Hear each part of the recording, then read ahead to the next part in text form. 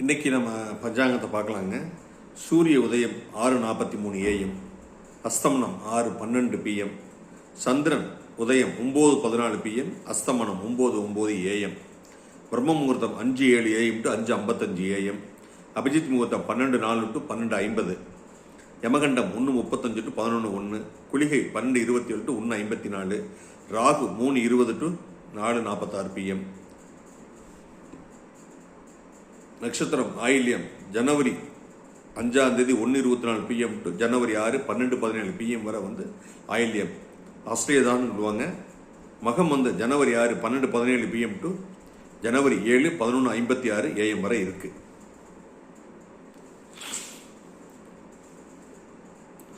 சந்திராஷ்டமம் தனுசு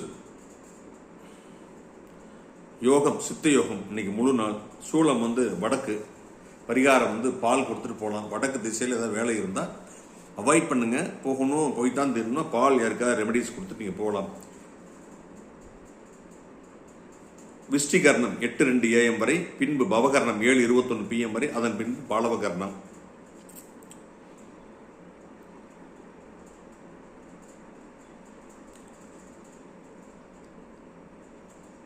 இன்றைய ராசி பலன் பார்த்தீங்கன்னா நம்ம மேச ராசிக்கு என்னன்னு பார்க்கலாம். மேச ராசிக்காரர்களே, இன்று உங்களுக்கு அதிர்ஷ்டமும் தெய்வத்தின் பெருமதியும் கிடைக்கும். ஆன்மீகம் அல்லது கல்வி தொடர்பான பயணங்களின் மேலாக நீங்கள் புதிய அனுபவங்களை சந்திக்கலாம்.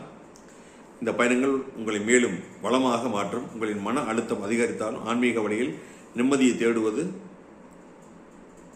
உங்களுக்கு நன்மை தரும். ஆன்மீகத்திலும் நீங்கள் உன்னத அனுபவங்களை உணர வாய்ப்புகள் உள்ளது. குடும்பத்தில் அமைதியான சூழ்நிலையை அனுபவிப்பீர்கள்.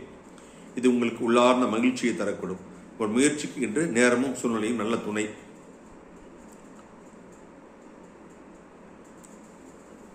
ரிஷபராசிக்கு என்ன பலன் பார்க்கலாம். ரிஷபராசிக்காரர்களே, இன்று சிக்கலான விஷயங்களை புரிந்து கொள்ளும் திறன் ஏற்படும்.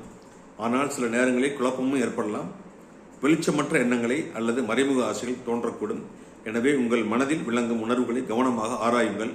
வீட்டிற்கும் குடும்பத்திற்கும் நீங்கள் உளவியல் பின்வாங்கும் மனநிலையில் இருக்கக்கூடும். ஆனால் இந்த நேரம் பழைய முயற்சிகளில் பலன் கிடைக்கும் வாய்ப்பும் உள்ளது. சொல்லினால் சிக்கல்கள் ஏற்படலாம். அதனால் கவனமாக பேச வேண்டும். துணிச்சலுடன் செயல்படுங்கள். பயணத்திற்கான வாய்ப்பு இருக்கலாம். இந்த சோதனைகள் கூட உங்கள் வலிமையாக்கும் நல்ல வழிகளை ஏற்படுத்தும். ஜோதிடம் அப்படிங்கிறது சயின்ஸ் தாங்க. சயின்ஸ் தான். வானசாஸ்திரத்தை அடிப்படையாக கொண்டு சொல்லப்படுவதுதான் ஜோதிடம். நன்றி, வணக்கம்.